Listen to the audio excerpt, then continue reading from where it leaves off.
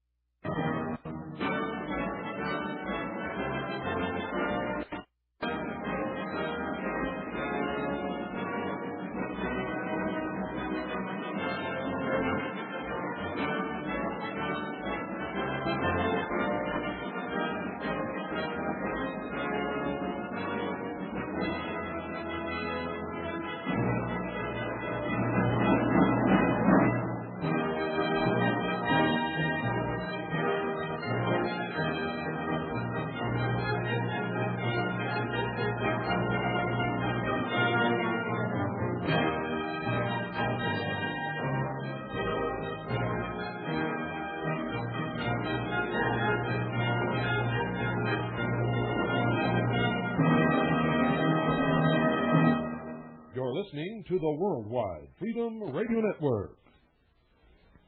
This is my daddy's station. I'm Pooh, classic radio like you always wished it could be. 101.1 FM, eager. 101.1 FM is owned and operated by the Independence Foundation Trust as a non-profit community service.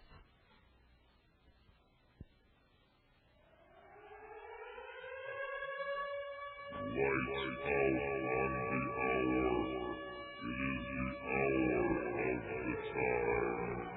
Lights out for the curfew of your body, soul, and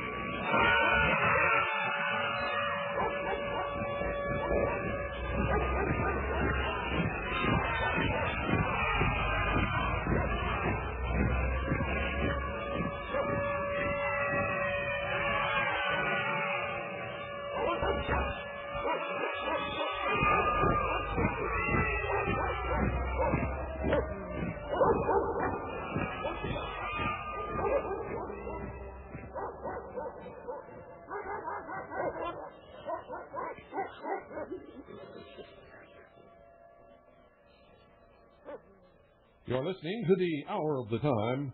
I'm William Cooper. Ladies and gentlemen, once again, as I promised, here's June's edition of Stephen Jacobson's Wake Up America. And once you've listened to this, and if you want to help yourself and help the Worldwide Freedom Radio Network continue to expand its programming and bring you the very best of radio the way you always wished it could be, then call Southwest International Trading right now at 1-800-295-2432 and ask how you can get your hands on the Economic Survival Pack number 1 for the ridiculously low price of only $250.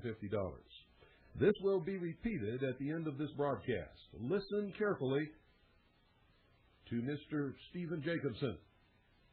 Listen very, very carefully.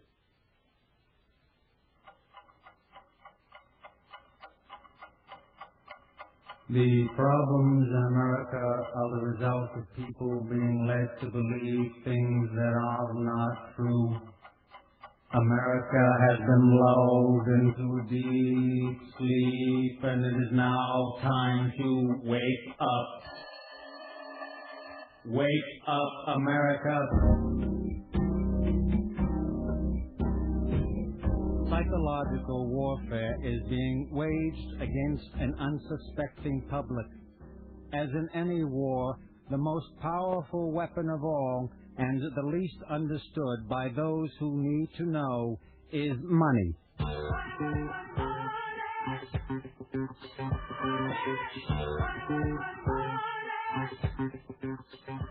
In a letter to Thomas Jefferson in 1787, John Adams wrote, "All the perplexities, confusion, and distress in America arise not from defects of the Constitution, not from want of honor or virtue, so much as from downright ignorance of the nature of coin, credit, and circulation."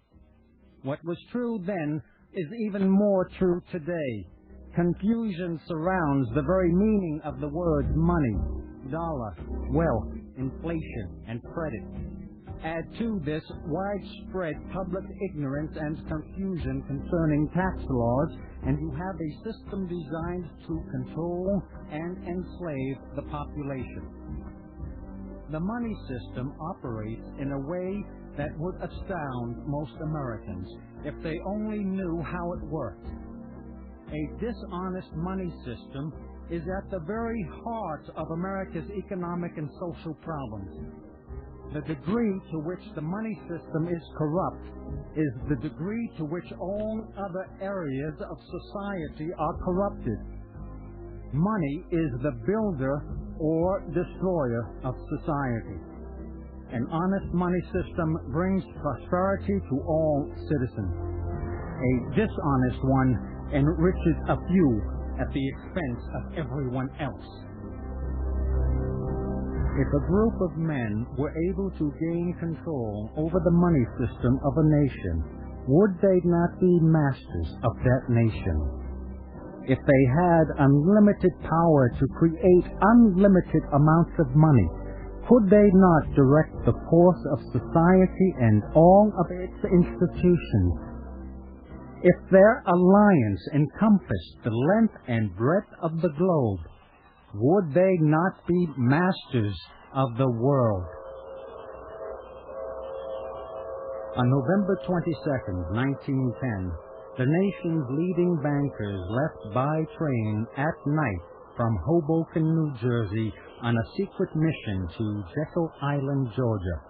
Their mission to create what was to become the Federal Reserve System.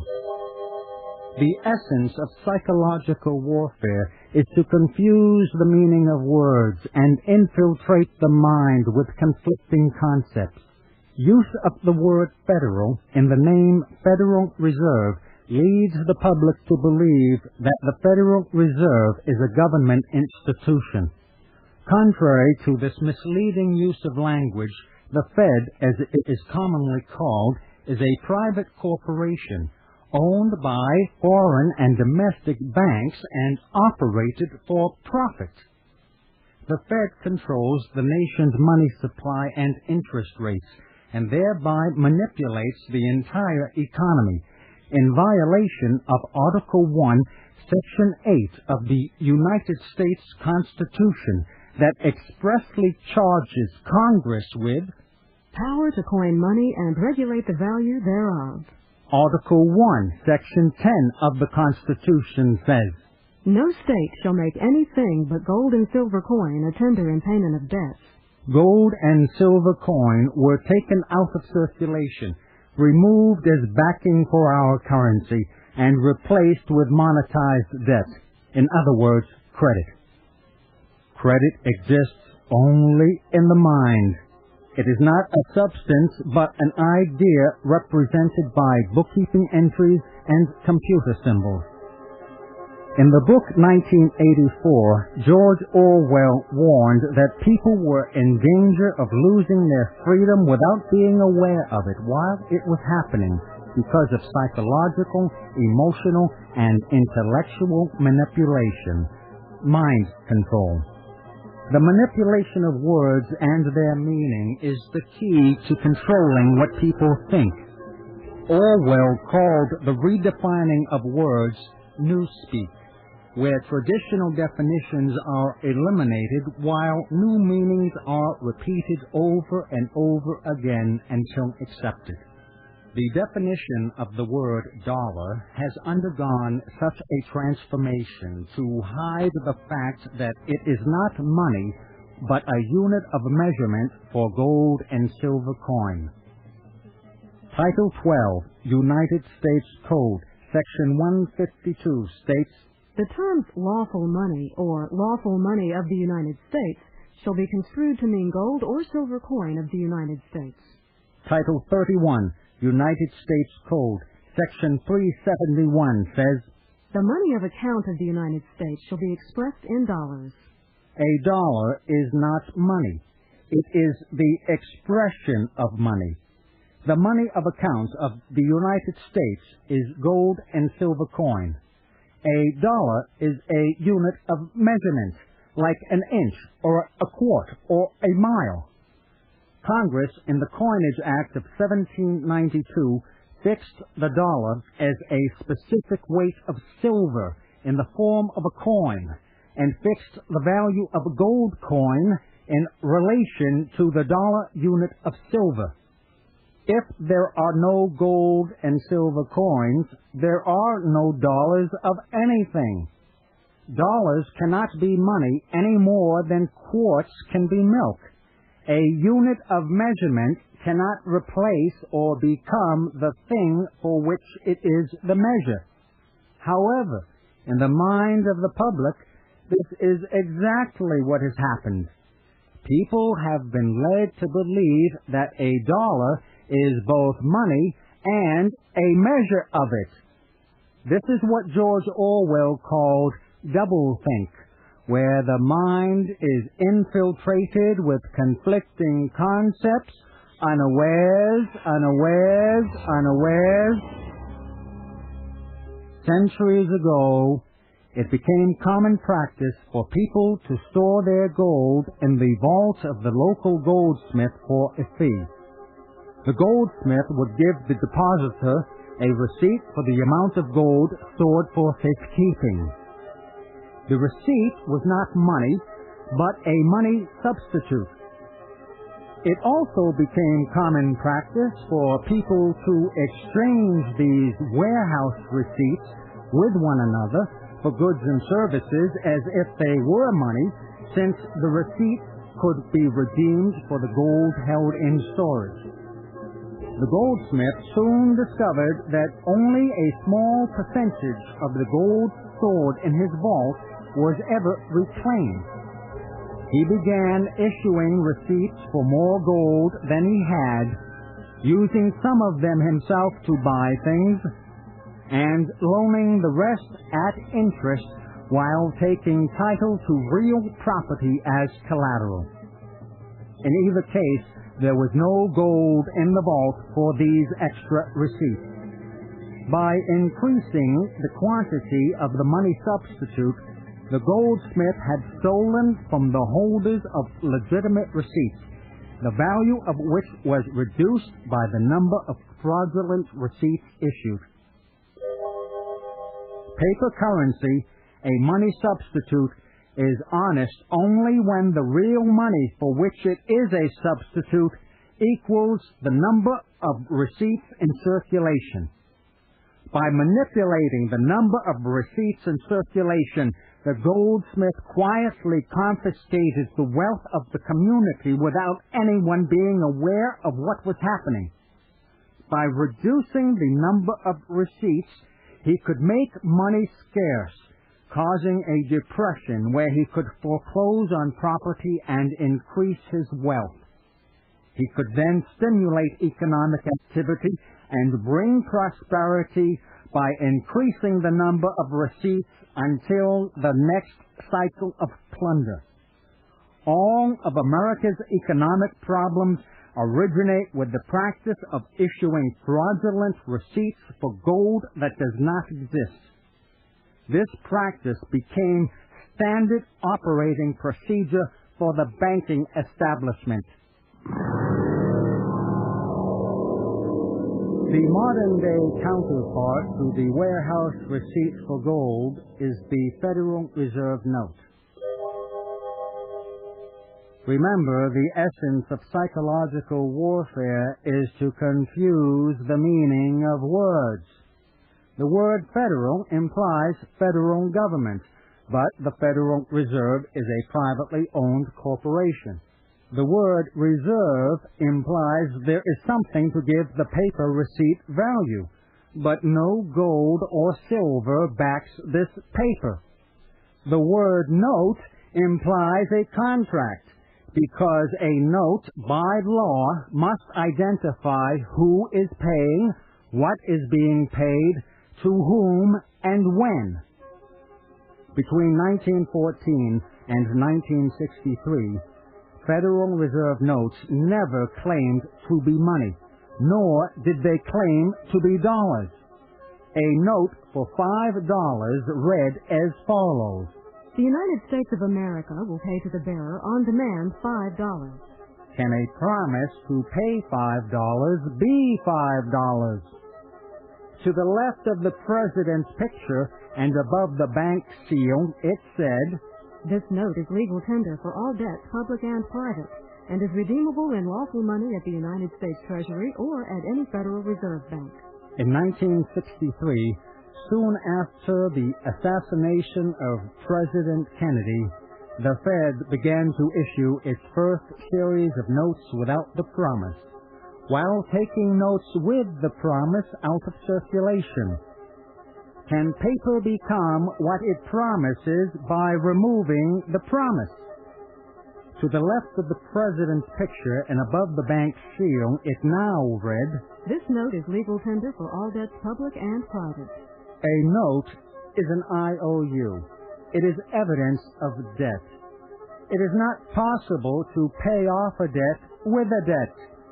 No debt can be paid in full unless paid in gold or silver, coined and regulated in value by Congress. The name Federal Reserve Note is a fraudulent label, since each word claims to be something that in reality it is not. By removing the promise to redeem the note in lawful money, the federal government, in cooperation with the Federal Reserve, eliminated the monetary system of the United States as established by the Constitution and replaced it with something totally different. On page 12 of Keeping Our Money Healthy, published by the Federal Reserve Bank of New York, it states, The Federal Reserve System works only with credit. Credit is not a tangible substance like gold or silver coin. You cannot touch it, nor can you weigh or measure it in dollars like gold or silver coin. Credit exists only in the mind, and it is necessary to control minds to induce the public to accept pieces of paper with numbers on them in place of lawful money. If you are holding a $5 Federal Reserve note, the question you need to ask yourself is, what is it $5 of? The answer is absolutely nothing. The number 5 measures no substance. The only thing that gives paper money value is the confidence people have in it. It is entirely psychological. There are only 2 economic systems. One is barter. The other is credit. Barter is simply the exchange of one thing of value for something else of value. A monetary system using gold and silver coin is a barter system. Throughout history, many different things have served as a medium of exchange, because money in and of itself does not exist. Something must be used as money. People have traded for goods and services using cows, salt, tea, opium, and tobacco. Gold and silver have been accepted as money worldwide since ancient times. All things used as money have had a common characteristic. They were all tangible wealth. They were all things you could touch. They were all things you could weigh and measure. Credit, on the other hand, is intangible. You cannot touch it. You cannot weigh and measure it because there is no substance to weigh and measure. It is all imagination. An honest money system uses wealth as a medium of exchange. Wealth is physical, not psychological. People produce wealth through their labor. transforming natural resources into usable products that have exchange value in the marketplace. Gold and silver converted to coin by human labor is wealth. Credit is not wealth. No labor is expended in the creation of credit other than a magician's sleight of hand. Centuries ago, when the goldsmith issued his first receipt for gold that did not exist, he created credit. He also created inflation, because credit and inflation are the same thing. They are both receipts for wealth that does not exist. They are both an imaginary medium of exchange. Remember, paper currency, a money substitute, is honest only when the real money for which it is a substitute equals the number of receipts in circulation. When half of the receipts circulating as a money substitute are redeemable in gold, the other half is both credit and inflation. When none of the receipts are redeemable, all of it is credit and inflation. Credit, bank credit, is inflation. Anything used as a medium of exchange in place of wealth is inflation. When using gold and silver coin as money, there can be no inflation. Therefore, the only cure for inflation is honest money. An honest and sound money system employs just weights and measures. A $10 gold coin is twice as large and twice as heavy as a $5 gold coin. Remember, a dollar is a unit of measurement for gold and silver coin to ensure uniformity of weight, purity, and value. A dollar unit of paper money that is not 100% redeemable in gold or silver coin is a dollar unit of inflation, which is a dollar unit of credit, which is a dollar unit of nothing. The sole function of paper money that is not 100% redeemable in gold or silver coin is to get things without paying for them. Those who issue and control paper money as credit get everything for nothing. Paper money as credit is a device to confiscate wealth using magic with numbers, where numbers of nothing are exchanged for things of substance and value. It was Daniel Webster who said, "Of all the contrivances devised for cheating the laboring classes of mankind, none has been more effective than that which deludes him with paper money." Paper money, bogus money, it's been proven throughout history. It deceives you while it bleeds you, as it leads you down to tyranny.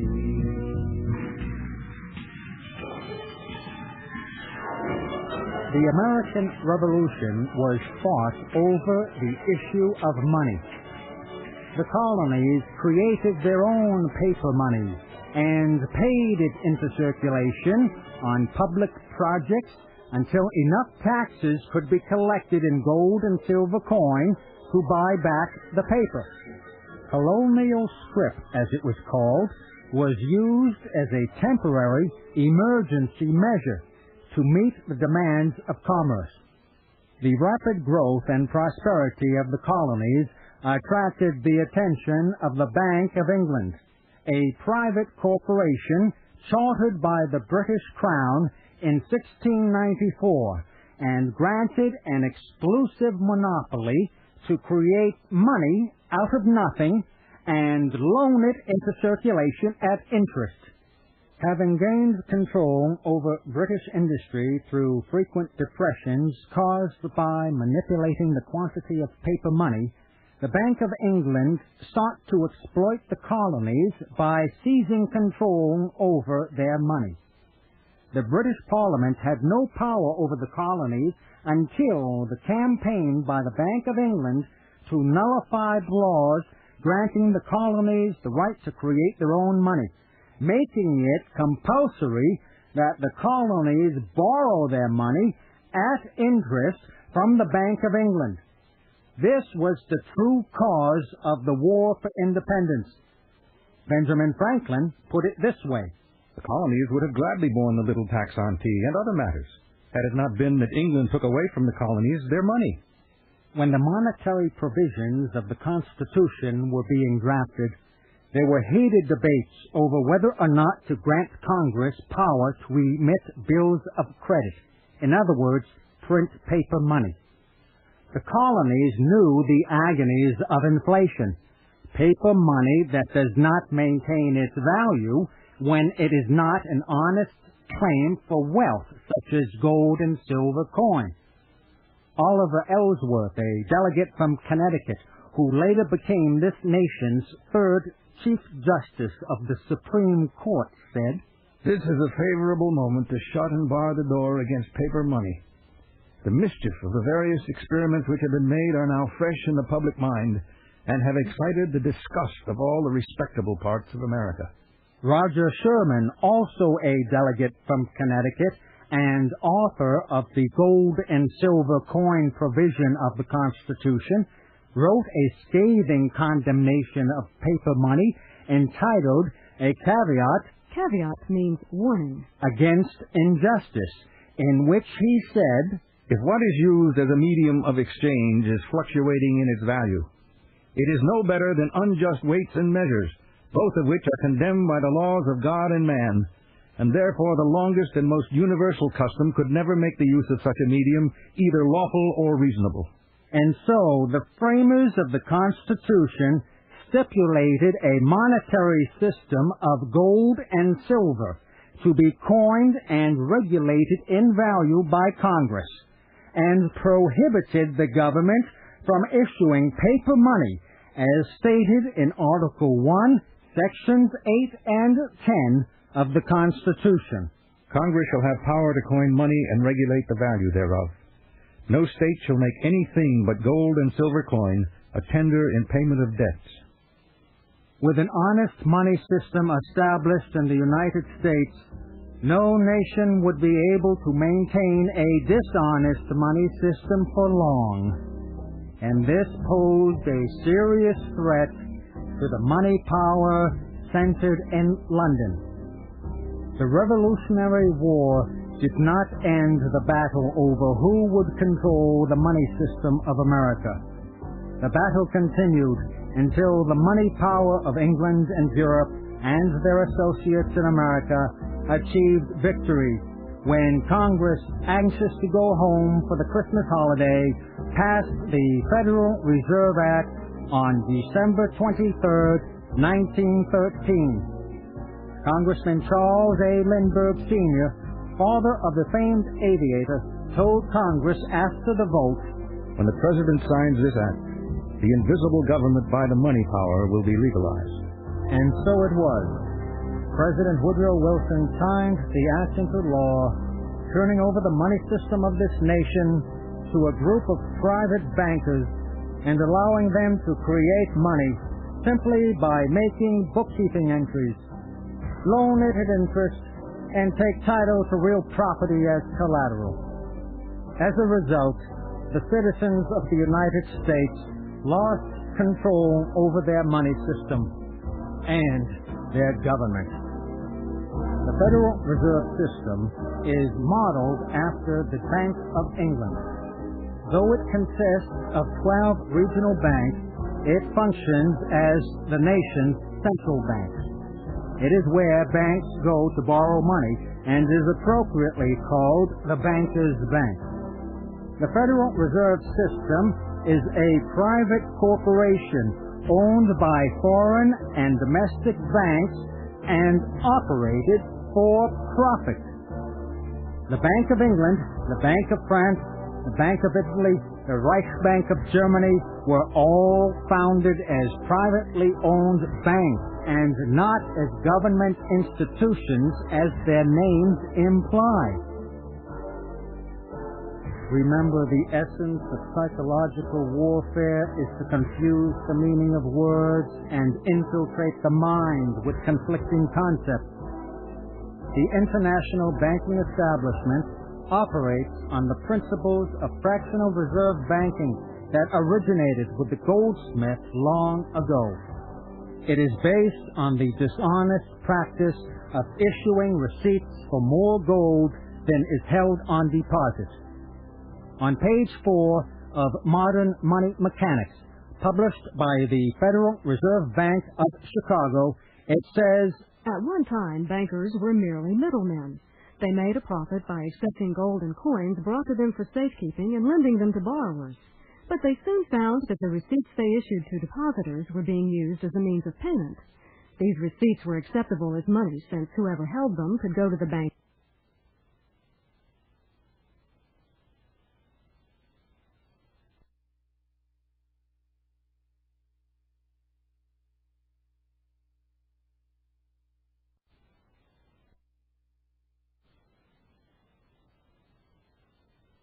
than the gold and coin on hand, because only a portion of the notes outstanding would be presented for payment at any one time.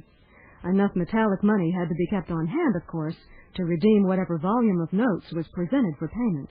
And when they did not keep enough gold and silver coin on hand to redeem all notes presented for payment, their fraud was exposed, and short bankers were hung from tall trees.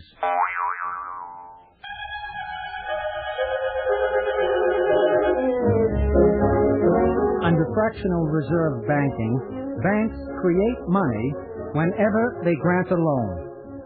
It is the act of borrowing that causes it to come into existence.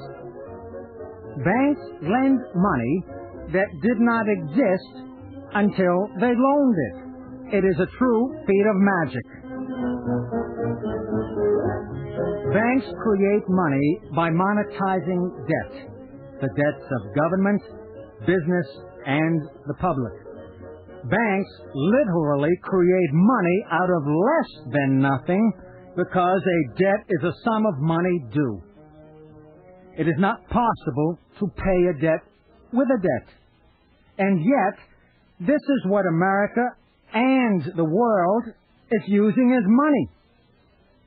Federal Reserve notes are evidence of debt the U.S. government owes to the owners of the Federal Reserve, the payment of which is guaranteed by the collateral of all property and income of all U.S. citizens.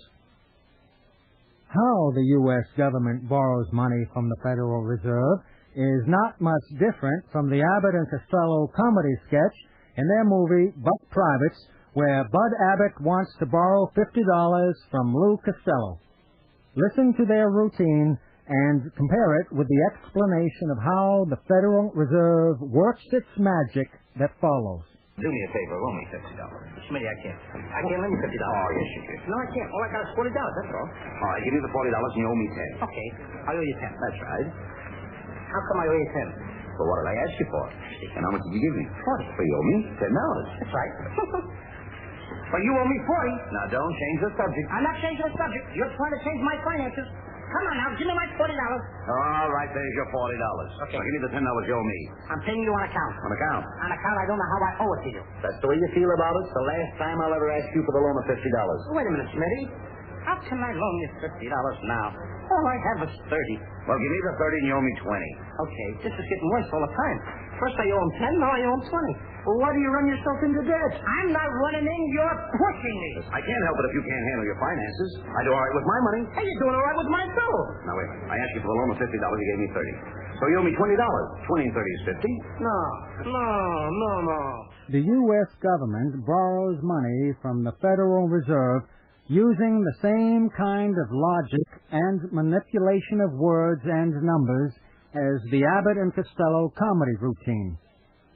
When the U.S. government needs to borrow money, the Treasury creates a bond, which is a fancy word for an IOU, and promises to pay a specified amount of money at a specified interest on a specified date. This bond is evidence of debt, just as an IOU is evidence of debt.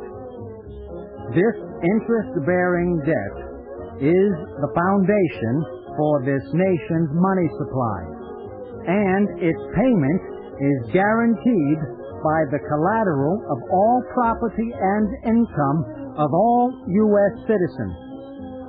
The Federal Reserve buys this debt simply by making a bookkeeping entry for the amount and writing a check against no funds, and then converts it into paper currency and checkbook money.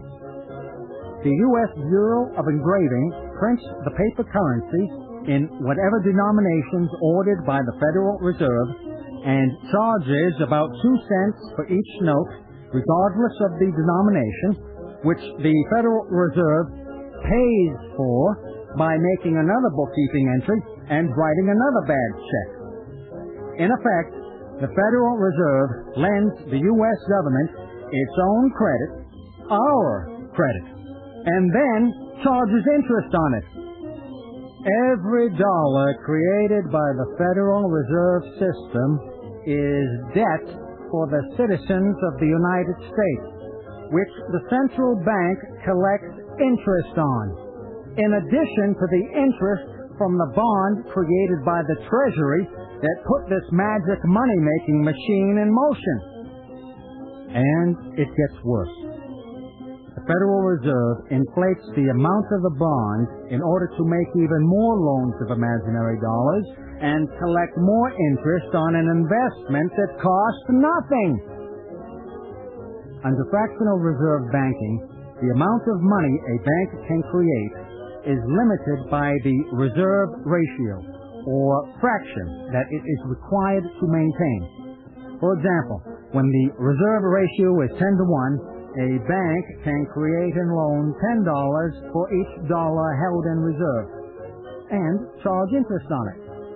While the reserves of the goldsmith were gold, the reserves of the Federal Reserve is paper. Nothing more than bookkeeping entries that are a record of debt.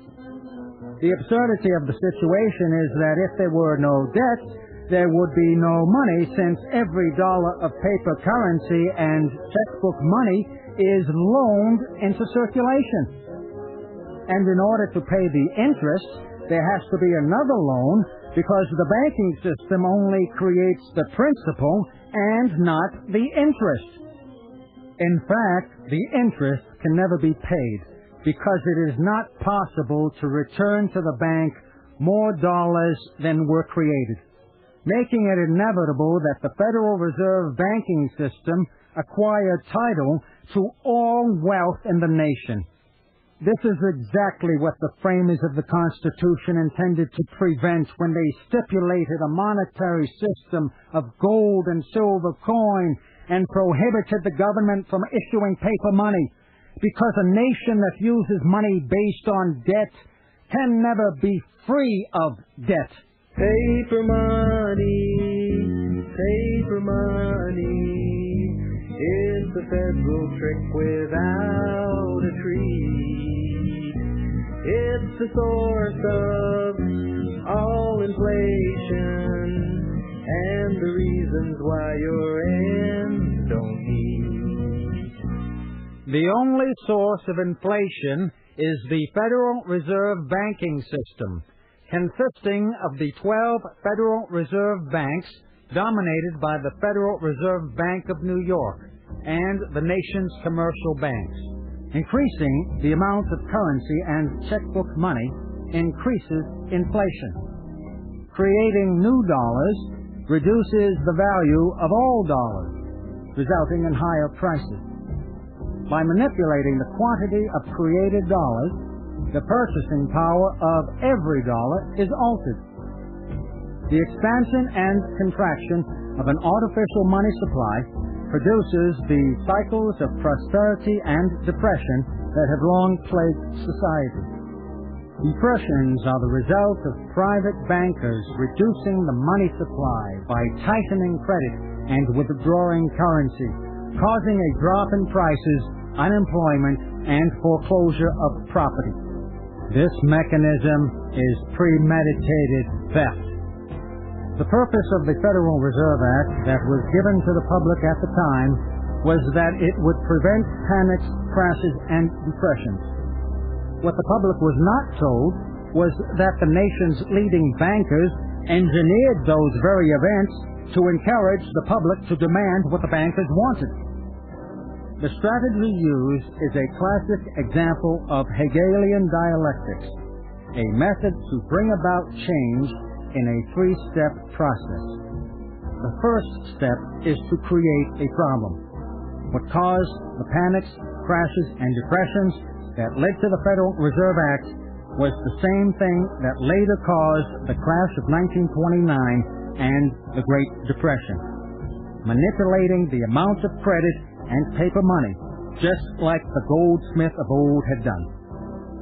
The second step, to what amounts to crisis management, is to create opposition to the problem, an opposing force that will serve as a catalyst for action. For example, create anxiety and fear in the public so that they demand that government do something. The third step is to offer the solution to the problem that will lead to a predetermined goal, thus bringing about change that would have been impossible to impose on people without proper psychological conditioning. By causing emotional stress and mental confusion, judgment is impaired and suggestibility increased. Under these conditions, people can be manipulated into accepting something that is not in their best interest. This was the case with events that led to the Federal Reserve Act, which placed control of America's money system in the hands of private bankers. Thomas Jefferson warned against doing this when he said, "If the American people ever allow private banks to control the issue of their currency, first by inflation and then by deflation, the banks and corporations that will grow up around them will deprive the people of all property until their children wake up homeless on the continent their fathers conquered." When people conducted all business with gold and silver coin, it was a final transaction where payment was made on the spot, settling debts without delay. All paper currency was redeemable in gold or silver coin, thus conditioning the public to believe that the bank's promise to pay in wealth was as good as gold. By calling gold and silver money, and then calling banknotes money, the two blended together in people's minds so that gradually, over a period of time, the difference between them was erased from public memory. A promise to pay money substituted for lawful money until the promise was removed. Exchanging paper currency is an incomplete transaction until payment is made in gold or silver coin. Until then, it is both credit and debt, a record of a specific amount of money to be paid or received. Credit, which is deferred payment, and debt, which is a sum of money due, are the same thing, which is hidden by deceptive double-entry bookkeeping, where a debt becomes an asset by calling it a credit. Paper money that redeems nothing only appears to have value because it can be exchanged for things of value. When a piece of paper representing debt is exchanged for wealth, someone has been robbed. Paper money expropriates wealth from one person, then from another, and on, until the last person to get it will be stuck with it. What the first user, the bank, gets for nothing, the last user will get nothing for. The sole function of paper money that is not 100% redeemable in gold or silver coin is to get things without paying for them. Those who issue and control bank credit as money get everything for nothing. Bank credit is a device for confiscating wealth using magic with numbers, where numbers of nothing are exchanged for things of substance and value. This grand theft occurs in full view, unnoticed, because the public has been made an accessory to the crime by accepting pieces of paper with numbers on them in place of lawful money, not knowing the difference between the two. Paper money, worthless money, is the nation's curse since times of old.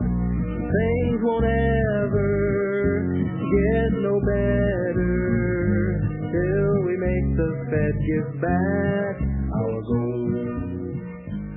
Under fractional reserve banking, the amount of credit a bank can create is tied to the wealth on deposit, for which the currency can be redeemed. This limitation was removed when gold was confiscated from the public to protect the currency system based on that gold. During the Great Depression of the 1930s, people who had gold on deposit in the banks wanted the banks to honor their contract to redeem the paper currency for gold. The fraudulent nature of fractional reserve banking was at risk of being exposed because there was not enough gold on deposit in the banks to redeem all Federal Reserve notes issued promising payment in gold. On March 6, 1933, President Franklin Delano Roosevelt, by executive proclamation, declared a national emergency and closed down the banking system for 2 days on the recommendation of the Board of Directors of the Federal Reserve Bank of New York.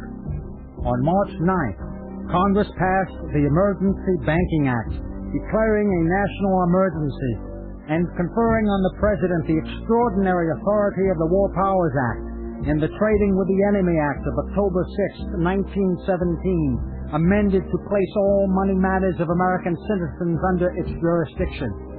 It became illegal for U.S. citizens to own gold, under penalty of up to a $10,000 fine and or up to 10 years imprisonment. People turned in their gold and gold certificates in exchange for Federal Reserve notes of created dollars based on debt which bore a promise of redemption in lawful money. The circulation of gold coins and redemption of paper currency for gold ended, leaving silver dollars as the only lawful money available. Silver was eventually eliminated from the money system, leaving the American people with a totally debauched money system of irredeemable paper currency and copper nickel-clad tokens that represent a debt owed to the owners of the Federal Reserve banking system, the payment of which is guaranteed by the collateral of all property and income of all U.S. citizens. When banks cannot honor their contract to redeem their notes for gold or silver coin, they are, in fact, bankrupt. The contract between the people and the Federal Reserve printed on each banknote, promising to pay in lawful money, was invalidated because the system went bankrupt and because the amended version of the Trading with the Enemy Act of 1917 placed all U.S. citizens in the category of enemy, and no contract is considered valid between enemies. American citizens were declared to be the enemy by their own government, for indeed they would be if the people ever discovered what had happened to their money. It is the responsibility of honest government to ensure that the money system serve the nation and not enslave the nation. We can be self-governing only when public servants are dependent on something citizens provide. When gold and silver coin were used as money, the people had control over their government. The golden rule of finance is that he who has the gold makes the rules. If the public has the gold, the public makes the rules. If the central government and central bank have the gold, they make the rules. The loss of the right to trade in wealth, such as gold and silver coin, enslaves the people to those who create and control what is being used as money. All it took to enslave America and the world was to convince people that paper and credit are money. The federal government and the Federal Reserve have the power to create unlimited amounts of credit because credit does not exist. It is not a tangible substance, but an idea represented by bookkeeping entries and computer symbols. The distinction between free men and slaves is whether or not they are paid for their labor. He who labors for money that the first user got for nothing is a slave to the first user, the banks. The Constitution established the use of both gold and silver coin as standard money to ensure the equal buying power of every dollar at all times. Honest money is nothing more than a transportation system to move goods and provide services. A credit system is nothing more than a slave system designed to control the population and all economic activity. Deficit spending is as phony as our money and illogical.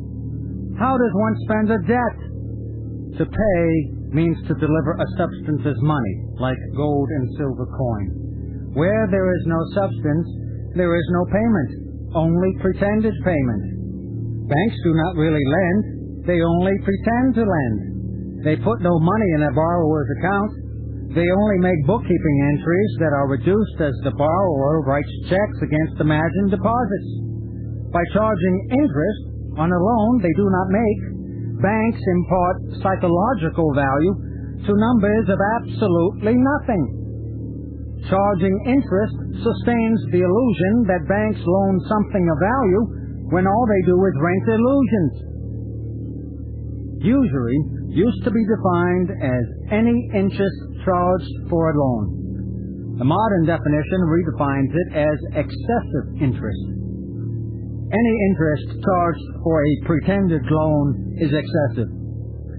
Interest, then, should be recognized for what it really is: tribute, a sum of money paid as acknowledgment of submission or as the price for protection. Tribute is extortion by a conqueror over the conquered. The so-called deficit is not really a deficit at all, but an asset the government gets in exchange for its role in the credit-creating scheme of the banking system. As the deficit grows, both government and bank assets grow, because the government and the banks acquire things of value with the credit they create out of debt. Banks should not be allowed to lend what they do not have, which is exactly what banks do. Banks enter credits and debits of nothing. They do not transfer honest dollars of gold and silver coin. What makes a check bad is the same thing that makes fractional reserve banking bad: insufficient funds, or rather no funds, as is the case. The words pay, borrow, and loan are meaningless without the means of payment. No one is paying for anything. Debts are being discharged with debt instruments, but no debts are being settled by payment in honest money, lawful money, constitutional money. There can be no liberty, no justice, no economic freedom without an honest money system. 3 years after signing the Federal Reserve Act into law, President Woodrow Wilson made the following statement: Our system of credit is concentrated. The growth of the nation, therefore, and all our activities are in the hands of a few men. We have come to be one of the worst ruled, one of the most completely controlled and dominated governments in the civilized world. No longer a government by free opinion. No longer a government by conviction and the vote of the majority, but a government by the opinion and duress of small groups of dominant men. When using wealth as a medium of exchange, government must receive wealth from its citizens to pay for goods and services. When using credit, government is totally independent of taxes and does not have to pay for anything, which the illusion of taxes conceals from public view. When the only thing on deposit in banks are bookkeeping entries, the honest payment of taxes is no longer possible because there is no honest money with which to pay. The notion of deficit spending leads the public to believe that the government spends more than it collects in taxes, when in fact Congress spends nothing and wastes nothing because no money goes to Washington as taxes. Taxes sustain the illusion that the numbers people call dollars have value, when gold and silver coin are the only honest money measured in dollars. Though nothing is financed by taxes, consumption, the public's capacity to use up goods and services, is reduced. Subtracting credits from bank accounts reduces consumption and eliminates previously created inflation. Consumption is regulated by taxing money, credit, away from people so they cannot spend it. Phony taxes regulate inflation. It is a safety valve to keep us from being drowned in paper and to keep prices from exploding to phenomenal numbers. A check to the Internal Revenue Service authorizes the transfer of numbers from one bank account to another. When bank deposits are only bookkeeping entries, taxes are an illusion that seem real when banks subtract numbers because there is less to spend. The tax system reduces public allotment of credit in order to destroy some of the bank-created credit so that the bankers and their government can continue to create more credit and with this credit get unlimited goods and services for nothing. This is the great secret and deception of modern money and taxes, the greatest magic show on earth.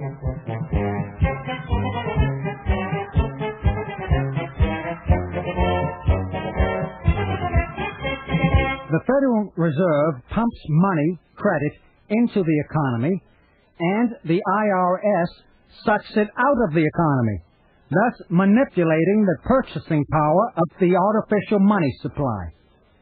The IRS is really the collection agency for the Federal Reserve. All so-called dollars collected by the IRS are transferred to the Federal Reserve as payment on the interest of the imaginary national debt. The Secretary of the Treasury is not the U.S.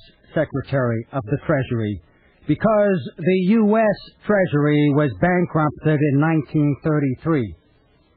The Secretary of the Treasury is not paid by the United States government. The Secretary serves as the U.S. Governor of the International Monetary Fund as receiver of the bankrupt United States, collecting the debt from U.S. citizens. America is owned by its creditors. The bankers own everything. The elaborate Internal Revenue Code, with its convoluted language, special definitions, and references to different chapters, subchapters, sections, and subsections, is nothing but a deep cover for the dishonest, irredeemable paper money credit swindle. Paper money, funny money, it's a ticket stub to tyranny. Gold and silver is the answer. It will reinstate our liberty. We the people have the power. We can reinstate our liberty.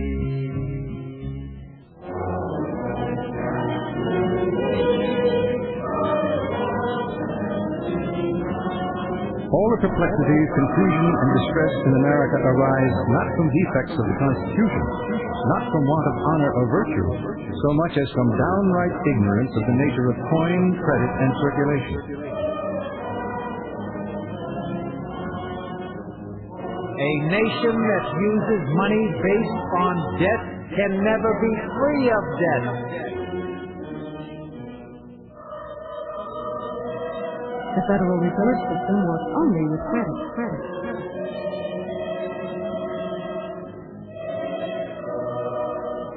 Congress shall have power to coin money and regulate the value thereof.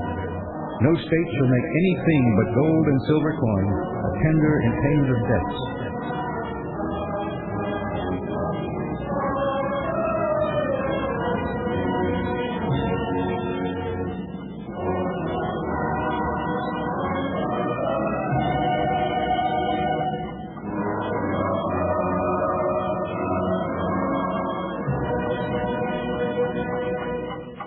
Wake up, America!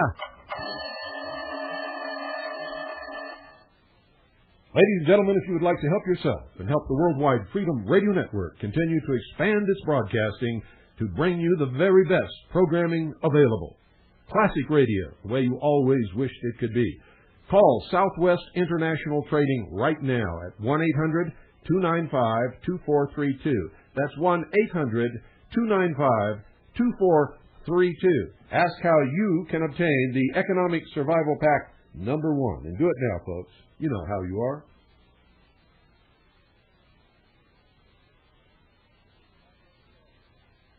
Good night, and God bless you all. This is the Voice of Freedom.